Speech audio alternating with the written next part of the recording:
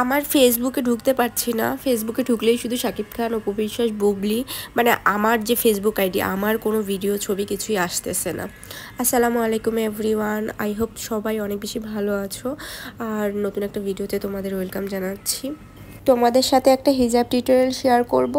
আর এটা খুবই ইজি, খুবই সফট একটা ভাইব দিবে। আর হচ্ছে দেখতেও কিন্তু খুবই ক্লাসি লাগবে, খুবই সুন্দর একটা হিজাব টিউটোরিয়াল।